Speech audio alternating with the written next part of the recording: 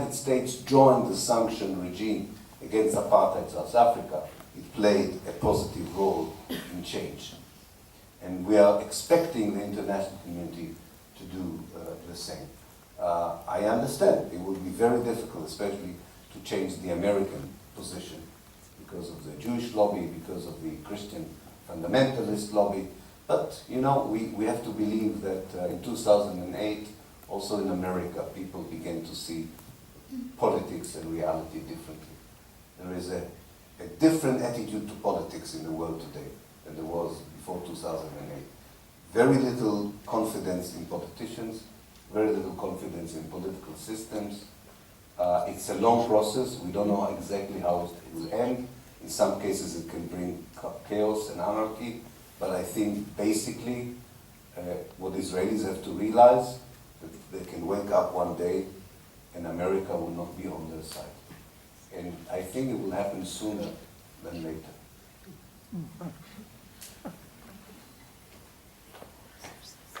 Thanks for your words. They seem a little bit like an utopia, but I was asking myself, reading your book, why you left Israel, because we read before other books, but in the last time I read that one, and I realized that the life there for a person like you is very difficult. We met some other Israeli people, but they all decided to leave Israel, to have one-way ticket. And I'm asking myself, all this program for the future, for changing minds and cultures, how you think they will realize if everybody that is having different ideas, good ideas for the future, will be realized? Because if all leave Israel, and really, I was astonished how difficult were your life like academic person, and how big support you got from all over the world, and even then you decided to leave Israel. Thanks for the answer. Thank you. First of all, I left the Israeli academia, not Israel. I cannot work in the Israeli academia. I'm not allowed to work in the Israeli academia, so I work in the British academia, but I go back. My family is in Israel, so I haven't left Israel. I'm still there. Secondly, I think you're right. A lot of people who are progressive in their way of looking decided to leave. But they are not the future. The future are the people who decided not to leave and struggled. They are still there. There are not many, it's true. But until the last one is still there, we don't give up. And I think that, you talk about utopia and so on. I think what you learn very much from history is that you struggle against injustice and you struggle for a change, not because you think your own struggle will make the change, and usually it isn't. Something else happens that changes the whole picture. But what you did is you left hope for people that not everybody was a criminal, not everybody was doing something wrong. If you talk to the leaders of the ANC, they will tell you that just a few days before the fall of the Berlin Wall, they had a meeting in which they decided that they have no chance whatsoever to change apartheid in South Africa, because America will never join the sanction regime, and they were preparing themselves for 100 years of struggle. The Berlin Wall fell. Suddenly America did not need apartheid South Africa in the Cold War, because there was no Cold War, and they agreed to join the sanctions. This is not because the ANC convinced them, this is not because of Mandela, this was because of very cynical American consideration. But it changed the whole history of South Africa. So similar things can happen in Israel and Palestine. Secondly, I would like to say, because you say something very important about the people who leave. You know, the people who leave are people who have a European passport. People who came from Morocco, Iraq, Syria, Egypt, Yemen cannot leave. I mean, they can leave to Iraq and Syria, but I think nowadays, as a tourist agent, I would not recommend these as a place to begin a new life, not particularly now. Morocco maybe, Tunis, but not Syria and Iraq. And these people are entrenched in anti-Palestinian position. It's true. They are the ones who vote not only for Netanyahu, but right of Netanyahu. But they're also the Arab Jews. They are part of the Arab world. They were de-Arabized, they were manipulated, they were, I think, wronged by the Israelis. And I think that the fact that we haven't yet found a way of combining a struggle for social justice, for bringing back Palestine into the Arab world and the Middle East, with the good ideas of liberalism and democracy and so on that came from Europe, the fact that we haven't succeeded in doing it doesn't mean that we shouldn't try and continue and do it. I mean, because that's the only future we have. You know, actually, the bad things that are happening in the Middle East around us show us that Palestine is not the worst place. And we can build a future there. Absolutely, it's going to be almost an impossible project. But there is no other project. If there was another, if taking all the Israelis to Berlin would have been the solution, I would have recommended, not German wings, but another airline to take them out of Israel to Berlin. But I don't think this is a good solution. My children are a fourth generation. I don't want them to feel that Palestine is not their home. It's their home. And it's the home also of my Palestinian friends' children. Why should we give it up? Because people are nationalists, because people are colonialists, because people are racists. That's not good enough reason to give up, I think, a place if you care about it.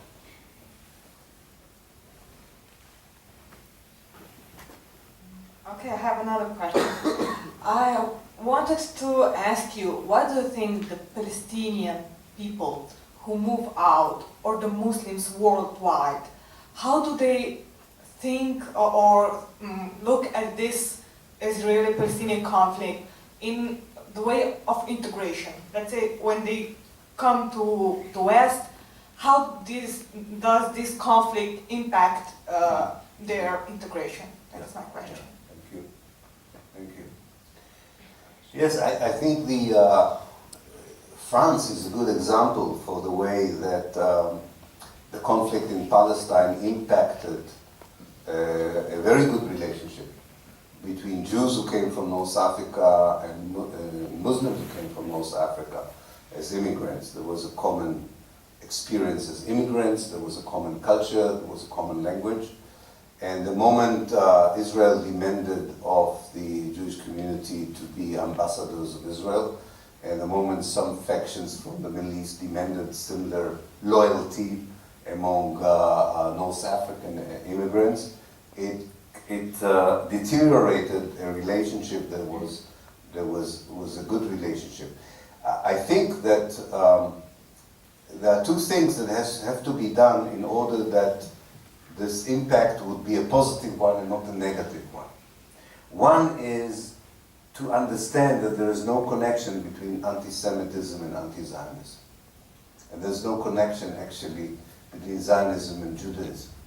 Zionism is an ideology of Jewish settlers who came to Palestine in the late 19th century and built a safe haven for themselves and many Jews who came after. But it's not the Jewish religion, it's not the Jewish faith. It cares about the Jews who are in Palestine and not about the Jews wherever they are, contrary to what they say. And therefore, if you are against Zionism as an ideology of racism, of colonialism, you can be a Jew. Many of the Jews in the world are anti-Zionists. And it doesn't mean that you're anti-Semitic. And I think understanding this can first of all help to ease the relationship also with the Muslim community. And secondly, I think that it's time for us to absorb, after so many years and after the great book by Edward Said on Orientalism, which is now, I don't know, 40 years old, we have to realize that if you say the word Islam, you haven't said anything. If you say the word Muslims, it doesn't mean anything. There are 100 ways of expressing your Islamic Muslim faith. There are 1,000 ways of dealing with your identity as a Muslim or as an Arab or as an immigrant. And therefore, this has nothing to do with the conflict in Israel and Palestine. The issue of integrating minorities, of immigrants into Europe, and the issue of anti-Semitism has nothing to do with the Israel-Palestine conflict. That conflict is a conflict between a group of settlers and a group of natives. If someone makes the connection, it's in order to serve the interest of those who are there. It doesn't work well for the interests of people who are here. And I pointed to it before when I said that Europe has thought that by sending the Jews to Palestine, it sort of covered up the dark chapter of anti-Semitism during the Second World War. Islamophobia is not different from anti-Semitism. If you hate someone because he is a Muslim, it means you also hate the Jews because they are Jews. This has nothing to do with what people do or what people have done to you. It means you don't like people who are not you. And a lot of people like to manipulate this natural, unfortunate human tendency. But I think that dissociating the solution in Palestine from the problem of creating a multicultural Europe is very helpful. But I also believe, as I said before, that Palestine can be a model of integration that will have a good impact on other places if it will work.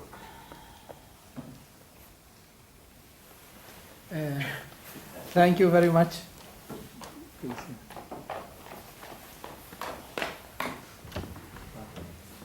Thank you very much. Actually, I would like to ask you maybe 100 questions. Okay. But okay, if it's okay, I'll make 2 questions, and you can answer whatever you want.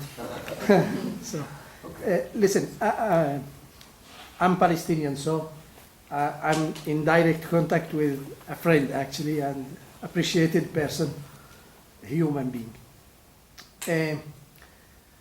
Well, after I read your book and many other books, I told you also the book of Alan Hart, Zionism, the Real Enemy of Jews, I began to think about the Zionist project, so that you talked about, and what I learned now that the political system in Israel admits that it failed or it's not going to be as it was conceived. But the political system continues its policy of trying to clear Palestine of its ethnic population. Of course, the situation is changing and it's getting worse and worse actually with respect to 1948. And the scenario that I'm asking you now, what do you think if the real political and military life and events continue to go on in this way, in this trend, Okay. where we are going? Okay. And consequently, maybe here in Europe we feel that we are immune. There, it's so far from us. And okay, here we are maybe have some solidarity of Palestinians and sympathy, but we don't feel the necessity that maybe the conflict there can actually influence our life and our existence here. So maybe if you can please explain this thing. Yeah. Thank you. Thank you very much. Thank you. Of course, predicting the future is not easy. No, of course. I I always say historians predict the past. Extrapolation. That's enough to predict the future. I think that there are some clear things that we can see, and we should say this carefully, because as I just pointed before, there are always big events in history you never foresee, and they suddenly happen and they change your life in a way you could never predict. But I think that what we see is, and I think I can do the two questions in one answer, because one is connected to the other. We see a gap. We see a gap between two realities. Two realities. One is world public opinion. World public opinion has shifted dramatically about Israel. I'm not talking about the political elites, I'm talking about the society. In Israel. No, in the world, about Israel and Palestine. I remember coming to Britain in 1980. If you said the PLO, it was like saying terrorism. Is it like saying Hamas today? Hamas today, yeah. But the world, the public opinion, the civil society in the West has shifted dramatically in favor of the Palestinian rights. Even in America, you don't want to be an Israeli consul or ambassador and visit an American campus. And if I would have said it to you 10 years ago, you would think that I should see a doctor and not a dentist, another kind of doctor. You know, it's amazing what happened in American universities, for instance. So there is this phenomenon where, I would put it bluntly, as anyone who's even slightly a decent person in the world identifies with the Palestinian, wants to help, wants to show solidarity. In fact, I think the Palestinian struggle became, in world public opinion, what once the struggle in Vietnam, in Argentina, Chile, in other places, and South Africa, of course, came. That's why you can go to Norway and see a demonstration of workers for better pay, and they will wear the Palestinian flag. And you will ask them, what's the connection? I mean, is Abu Mazen not paying you salary, which probably could be true? And they said, no, it's nothing to do with Abu Mazen. We have the Palestinian flag because the Palestinian flag symbolizes justice. So this is something people, by the way, in Palestine itself do not realize it, how far this has changed. But what is the gap? That while we have this change in world public opinion, on the ground, not only nothing changes, it gets worse. So you can think about two clocks. One clock that is moving very fast, and that's the clock of destruction on the ground. The other clock is moving very slow. That the clock is changing people's minds about Israel and Palestine. And we need to work very hard to narrow the clocks. We really need to do this. We're not doing enough, apparently. We in the outside have even more responsibility today, I think, than the people in the inside. We have the resources. We are not under any danger. There's nothing that should prevent us from doing more. I know we're doing a lot. I'm criticizing myself, I'm criticizing you. I think we should do more. We should do even more. Because otherwise, eventually we will convince the governments to join us. We will convince the mainstream media to join us. But it may be too late because of the destruction on the ground. So I see a very dangerous period ahead of us.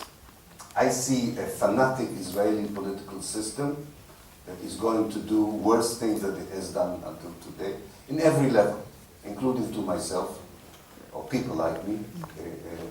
The new Minister of Justice has a personal interest in me. And I can see, on the other hand, dramatic changes even in the political elites in the West about Palestine and Israel. We should make a real effort to narrow the gap. Because one thing young people in the West Bank and Gaza tell you, when you talk to them and you tell them you know about the BDS, you know about the change. Says, yes, but what is this to me? There's no change. And you have to convince them that the day is near that these changes in the outside would be reflected in the inside. For that, we need more braver politicians, braver journalists, braver academics. Not easy to get these, but we have to look hard to find them, because that's what is needed. Today I said to one of the journalists I was talking with, when he asked me whether maybe someone else, not America, should take the lead in trying to mediate. And I said, we don't need another government. Just leave us alone. We need the people to be involved. And we need the people to be involved in economy.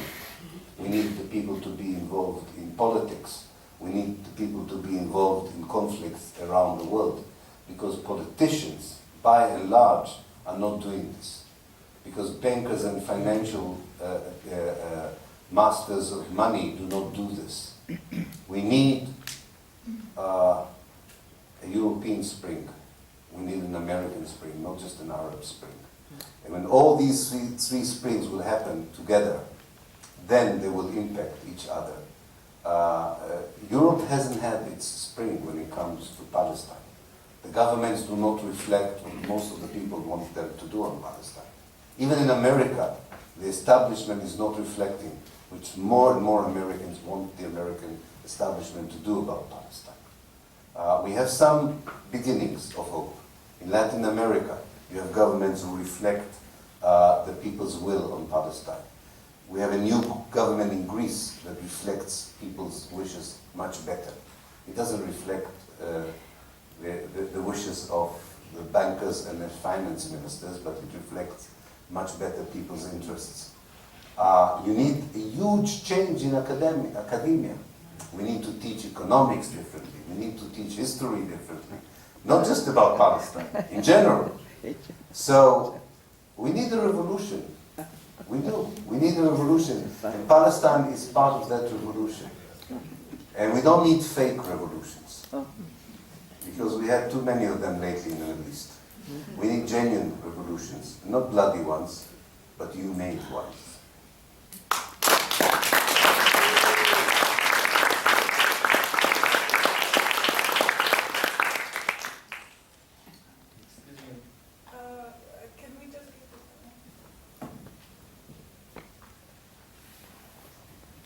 Thank you. I teach international law at the University of Ljubljana, and the Faculty of Law, and I've been to Palestine twice, the second time with my students, to show them violations of the law in practice. And what I felt while there is that there are a lot of international organizations present there, taking the burden from the occupying power. And while I teach my students that is the occupying power that has to bear all the burden of occupation, it seems to me that in case of Palestine, it is the international organizations who are doing it for Israel. And I wonder, what is your opinion on whether this presence of all these international organizations, but the ICRC, I think ICRC is necessary, is really helpful or damaging to the Palestinian cause? Thank you. I think sometimes in life not everything is black and white. Some situations are gray. And it's, you're absolutely right. And as bizarre as it may sound, the presence of an international NGO can both help the people on the ground and at the same time help the occupation. I'm referring to UN, the EU, Yeah. intergovernmental organizations, Yeah. not the NGOs. No. Okay. So even OCHA, you know, which is a United Nations agency, UNRWA is a United Nations agency. Even USAID, which is not an NGO, it's an international organization. You cannot, it's too easy to say they are just doing the job of the occupiers, let's get them out. Even the PA, which is even more problematic to my mind with these organizations, because its basic role is to subcontract security for the Israelis, fulfills other roles in regulating life on the ground. So what I'm trying to say is that it's an abnormal situation. It does damage at the same time as it may help. And it is a symptom and not the problem. What I would say two things. That in order to make international aid or intervention a positive act, and not a complicated act that has a lot of negative aspects, which is the situation now, in order to make it, you need the international community through its agencies to accept that the reality in Palestine is different from the way they describe it. And I'll give you the best example that I can think of. It is ridiculous to call the West Bank and the Gaza Strip occupied territories. The international law regarded occupation as a military act of taking over someone else's land for a short period, in which you can, for a short while, impose certain military rules and abide by certain regulations that you would not abide while you are doing it in your own country, because everybody was thinking about the military occupation of Germany after the Second World War. Nobody prepared a military law or laws of occupation for a period of more than almost 50 years. It's not relevant. The West Bank is not occupied. If it had been occupied, then there was a good justification for teaching the laws, the international law and occupation in your department. But the West Bank is colonized. And that's why I talked about history and the present. There is no international legal system that knows how to deal with colonization. You know why? Because everybody thinks that colonization is over. But in Palestine, lo and behold, it's going on and is alive and kicking. And that's why the international law finds it so difficult to be relevant to the life of the Palestinians. And even the ICC will not help. It will not help. The only thing that would help is to understand the similarities and dissimilarities with apartheid South Africa. There are many dissimilarities. And I'm not happy with what's going on with South Africa today, in particular aside. But one thing is very clear from an international legal perspective, that at one point the regime, the hegemonic ideology of the regime was considered criminal in international law. Apartheid was condemned through a legal system, through the United Nations. And that was the only way to make the international law relevant to South Africa. If we will not condemn Zionism as an ideology in the same way we condemned apartheid, and we will focus on supposedly just the occupied parts of Palestine, as if Haifa is not occupied or colonized. If we will claim that the Israelis are temporarily in Hebron, Halil, and they just build a new neighborhood there because they are very good at dismantling new neighborhoods. If we will continue to lie to ourselves, our international law will be irrelevant to Israel and Palestine. Law, politics, and morality should go together. Again, one of the problems, that's a new lecture, I won't give it. The main problem of Western academia is that they decided that there are different disciplines. The discipline of law, discipline of moral philosophy, discipline of history, they have nothing in common, everybody speaks their own language and so on. They're far more connected than the academia would like to admit. And Palestine is a prime example of that. So what I would say is that when you deal with the symptoms, and the international organization presence in the West Bank is a symptom, it's not the problem. When you deal with the symptom, don't forget the problem, the disease itself.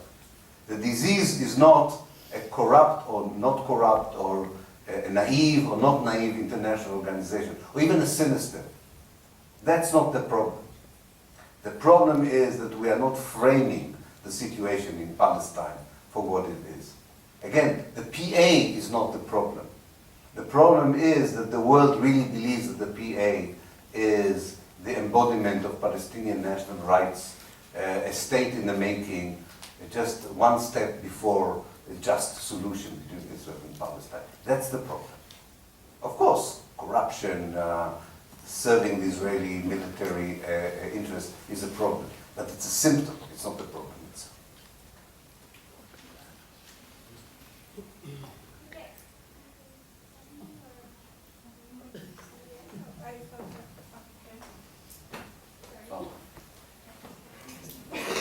Thank you very much for your talk. I'm a student of human rights. So I found this really interesting because you do see also some positive possibilities for the future of Israel and Palestine. I have a question in terms of, given that you support a one-state solution, which I personally agree with, but what do you think about the recognition of Palestine? Because I think it has been important in making civil society and Western media realize the plight of Palestinians. But do you think that that can actually be harmful in the long run? Or what is your view on it? Thank you. Again, I don't take always black and white views. For me, Palestine is still a dynamic concept. And what I think what Palestine is and what the Slovenian foreign ministry think what Palestine is not the same. They probably think that Palestine is the West Bank and the Gaza Strip, and they think that the Palestinians are the people who live in the West Bank and the Gaza Strip. I believe that Palestine is the whole of Israel and Palestine, and the Palestinians are all the people who live in Palestine and Israel, and in the refugee camps and the exilic community. So there are two different kinds of Palestine. Now, thankfully, the recognition of Palestine is not a geographical act. Nobody is going to recognize Palestine in certain borders. They recognize the fact that there is a Palestine. Because I am less powerful than even the Slovenian government, which is not very powerful, their definition of what is Palestine is more important than my definition. Right? But this is a matter of balance of power. So the balance of power determines what is Palestine. At this given moment, the balance of power has an idea of what is Palestine, which I think will not help peace and reconciliation, will not help human rights and civil rights. Palestine today, in the eyes of foreign offices around the world and parliaments that recognize Palestine, are two Bantustans, one in the West Bank and one in the Gaza Strip, hardly connected with each other, with no sovereignty, and with almost total Israeli control in their life. You can give a Peace Nobel Prize for this, and we already gave, but that doesn't mean that this is peace or reconciliation. And in fact, it's a recipe for a third uprising, as we know from history. When you tell people peace has come, as you did in 1993, you get a second uprising, because they know that not only peace has not come, the reality is even worse than it was before peace. So they rebel. So I think that the recognition, if someone would tell the Palestinians on the ground that because the Slovenian foreign ministry recognized Palestine, life would be better for them, and life would not be better for them, it's a very bad situation.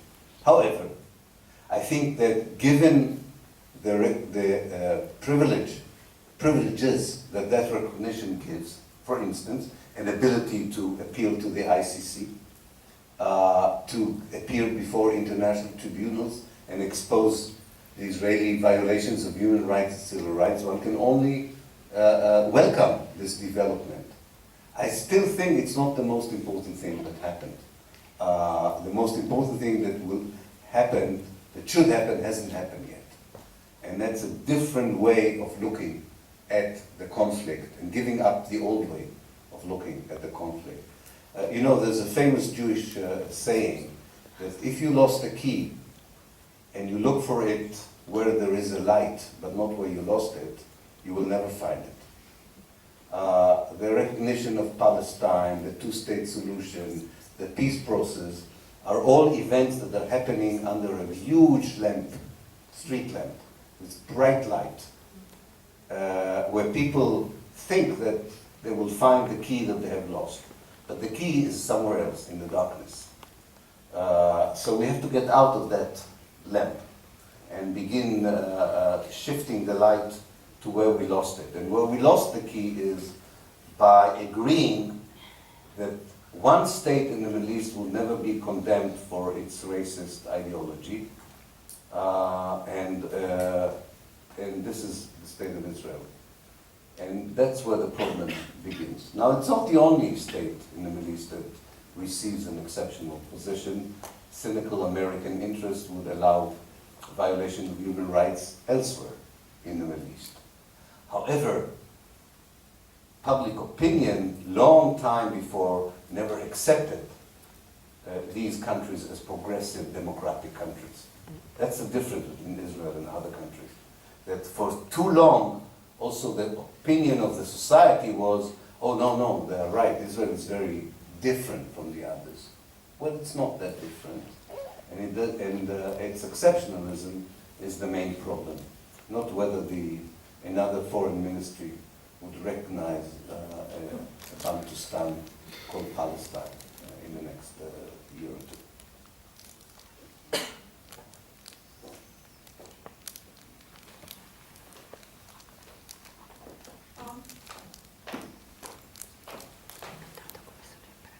Since you mentioned that as a child you were left alone, very often that reminded me of the kibbutz children, and I just wanted to go back to history for a moment to ask how much the kibbutz movement supported Zionism or was departed from it. And then secondly, again, coming to the present and thinking of your own children, and I wanted to know if the number of young people that are the refusniki, that refuse serving in the military, are growing, are always the same? What's the tendency? Okay, thank you. Yeah, well, the kibbutzim movement and socialism and Zionism is a whole lecture. I'm not sure I can give it now. A bit too tired for that. But let me just say that I will just tackle one aspect of it, but it really deserves a far better answer than the one I'm going to give you. Zionism, as I said, was a movement of Jews from Europe for various reasons, looking for starting a new life. And they wanted a new life not just because they wanted a safe place, which was the main motive. They felt unsafe, and rightly so, in Europe, as we know. They did the right decision of getting out of Europe, of course. But also because they dreamt, like other people in Europe, of a new world. Some of them dreamt of a socialist world, thinking that the communist world, the socialist world, would be a better world than the one they lived in. And they came to Palestine with the idea that Palestine, they could implement not just a new national Jewish life, but also a new national Jewish and socialist, or even communist life, through the kibbutz. It's very interesting that only recently we began to understand the perspective of socialism and Zionism from the point of view of the native. From the point of view of the settler, I still find it very exciting, despite all the wrongs that were done to children maybe in the kibbutzim and so on. It was quite exciting to see young Jews coming from where they were, sharing everything, having collective ideas, looking for a just world. I mean, in a different context, you would say these were young people with a vision. Some stupid, some very clever, and so on. But again, you cannot take this context out. It's a bit like when you talk to people from Tel Aviv, who say to you rightly that Tel Aviv is an amazing place, cosmopolitical, gay rights, lesbian rights, any rights you want in the world are respected, pluralism and so on. Yes, it's 10 minutes from Gaza, but that's an irrelevant fact of life. No, it's not. And what happened with socialism is that suddenly you realize that when you are a settler and you have a boot on the face of the native, The native doesn't care whether you hold Karl Marx, the Bible, or Tolstoy in your hand. What he cares is the boot and how painful it is. And I think that's what happened to socialism and Cubans. I'm really tired, I forgot the other question. Refuseniks. Refuseniks, yeah. They grow, but it's a trickle. It's not, one should not make it, it's not a popular movement. But it is growing. Not all the refuseniks are ideological. Some people just don't want to go to the army. It's part of a crisis, definitely. It's part of a crisis. And we talked about breaking silence before. I'm not sure, I'm a historian, I need time. I'm not sure how it will affect. Maybe we are in a Lenin moment. You know what a Lenin moment is? That it got so worse that it can only get better. Maybe. But I never took it too much to heart, this Leninist kind of analysis, because I don't mind reading about it in the novel, but I don't want to be part of that novel. Because if it's getting worse, I don't like it. Maybe there is a moment of crisis. Someone else described before the people who moved to Berlin and so on. In the age of the internet, in the age of traveling abroad, in the age of maybe a greater awareness of human rights and civil rights, a certain section of the younger generation of Israel begins a similar journey to the one I did. They cannot accept everything that is being told. They're being told. But we're in such an early stage in this journey that to be optimistic and say there's a change from within, I would be very careful. I would have to wait to see it. But definitely, in absolute terms, there's an amazing leap forward in numbers of refuseniks. In absolute, not relative. In absolute terms, it's unbelievable how many there are. But in the big scheme of things, it's nothing that should worry the Israelis at this point. The vast majority of young Israeli Jews want to go to the army. They volunteer for the elite units. And if you tell them an elite unit today, it means policing the Palestinian people. It's not a brave commando operation of salvage. It's policing women, children, and so on. Because of the dehumanization of the Palestinians, they see it as an elite project. And that's the poison. That's the venom. Two more questions I can take, yeah, otherwise. I'm full. There's that one, and one there. No, I think we should stop with two more questions and then. Well, I don't want to disappoint. How many are there? Yes. Okay, it's up to you, eh? I tell you what, I'll take them all in one go. Okay. And then I forget the ones I don't want. It's called constructive amnesia. Okay, so we'll take all the questions together. I've traveled so long, I don't want to.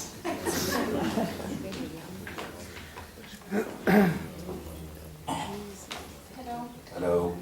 Regarding the one-state solution, the revolution, and the human rights, some supporters of one-state solution say that what could bring to the solution is an economical solution that would bring to more respect of human rights when it comes from the side of Israel.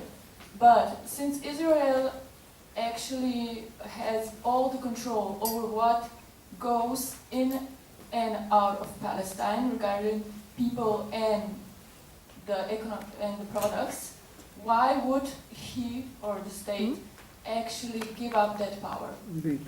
Good. And would that lead to a one-state solution?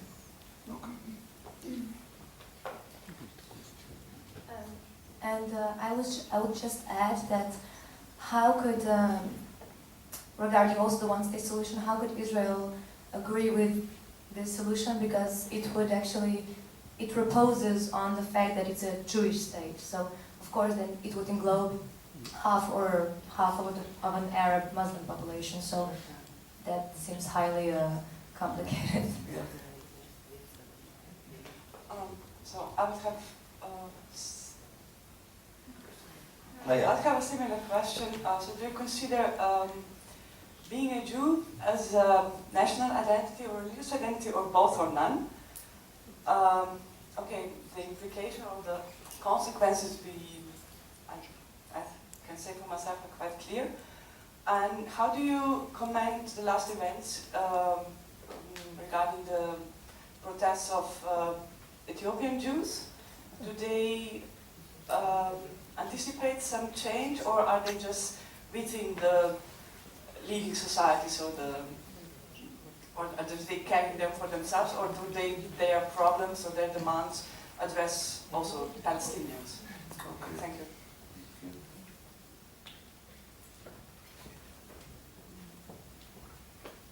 Hi, I have two questions. One is how much is the voice of you and people like you heard in the Israeli society? So do you face a media blockade, or are you heard because voices like yours could lead to a change in Israeli society? And the second question is about the strategy of Israel. Because I was told that Israel has actually no strategy about the settlements and so on, that it just follows some pattern that was established in the past. Do you think that it's possible that Israel is actually preparing for the exchange of population by building settlements? So that one day when you get the Palestinian state, there would just be if there would be a two-state solution, that they're just preparing for the swap of population. Terrific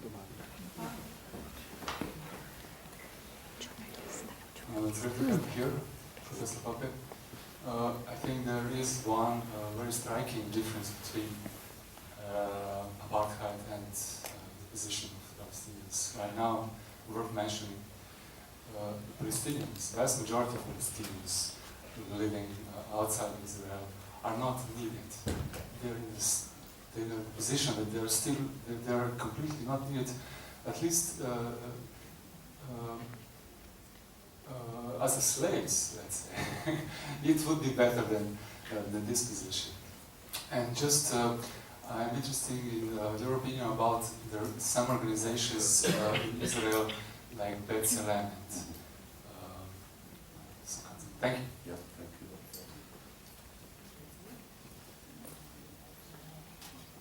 Okay. All I need is a mic. Actually, things were Yeah. Yeah, I have a mic. Sorry, I forgot that. I'm wired. Okay. There's a set of questions about one state, its feasibility, its economy, its Israeli interest.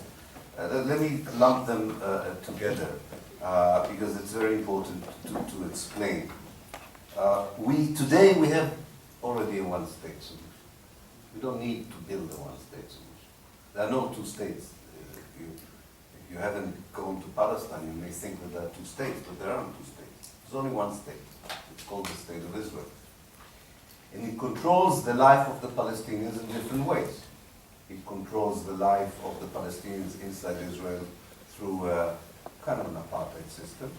It controls the life of the Palestinians in the West Bank, either directly in Area A and B, Area B and C, which are more than 60% of the West Bank, or indirectly through the Palestinian Authority in Area A, where, for instance, Israel can send any military unit it wants at any given time of the day to arrest someone, to destroy a house, to kill, whatever to do.